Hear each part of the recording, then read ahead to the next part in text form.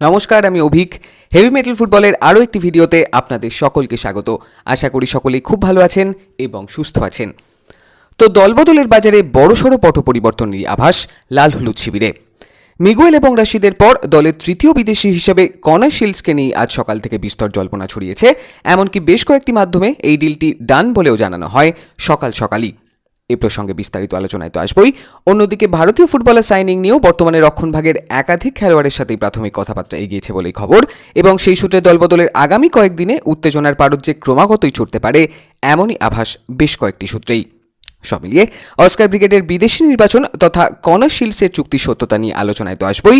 সেই সাথেই দলের ইন্ডিয়ান স্কোয়াডের রদবদল সংক্রান্ত বেশ কিছু গুরুত্বপূর্ণ খবর নিয়ে শুরু করতে চলেছি আজকের এই নতুন এপিসোড।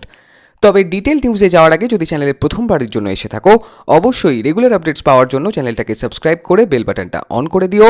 আর ভিডিওটা ভালো লাগলে লাইক ও শেয়ার করতে ভুলো না। তো দলের রক্ষণভাগকে আঁটোসাঁটো করতে এই মুহূর্তে একাধিক ভারতীয় সাইড ব্যাকের সাথে কথাবার্তা চালাচ্ছেন লাল হলুদ রিক্রুটাররা।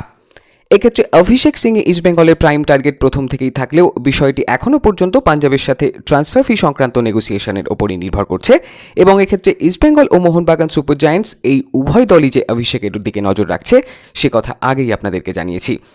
এ প্রসঙ্গে নতুন যে আপডেট, তাতে লাল হলুদ শিবির আবারও অভিষেকের জন্য নতুন অফার পাঠিয়েছে, এবং সেই সূত্রে এই টানাপোড়েন আগামী দিনে আরও দীর্ঘায়িত হতে চলেছে এমনই আভাস বিশ্বস্ত সূত্রেই।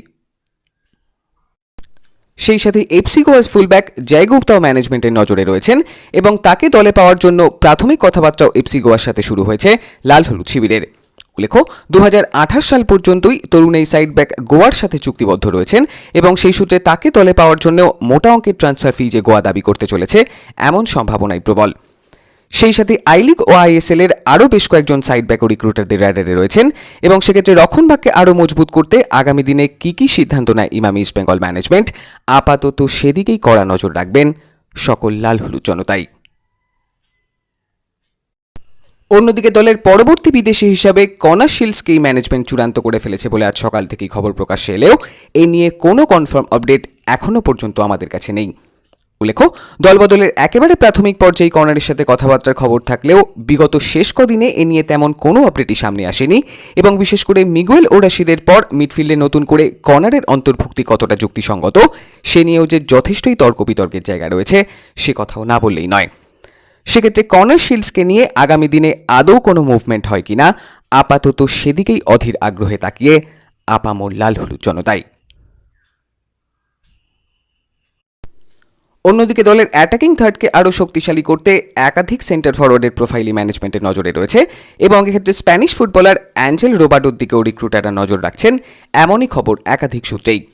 উল্লেখ্য, 28 বছর বয়সী সেন্টার ফরওয়ার্ড বর্তমানে পোল্যান্ডের দল উইসলা ক্রাকাউয়ের সাথেই চুক্তিবদ্ধ, এবং তার বর্তমান মার্কেট ভ্যালু প্রায় 12 কোটি টাকাই। এখন দেখার দলের বিদেশি নির্বাচন প্রসঙ্গে আগামী দিনে কী সিদ্ধান্ত নেয় ইমামি ইস্টবেঙ্গল ম্যানেজমেন্ট। আজকের ভিডিওটি এই অবধি। ইন্ডিয়ান ফুটবল এবং ইস্ট বেঙ্গল রিলেটেড এমনই সব আপডেট এবং অ্যানালিসিস নিয়ে আবারও কথা হবে নতুন একটা ভিডিওতে। ততক্ষণে রেগুলার আপডেটস পাওয়ার জন্য চ্যানেলটাকে সাবস্ক্রাইব করে দিও, আর ভিডিওটা ভালো লাগলে লাইক ও শেয়ার করতে ভুলো না। ততক্ষণের জন্য টাটা, সাইনিং অফ।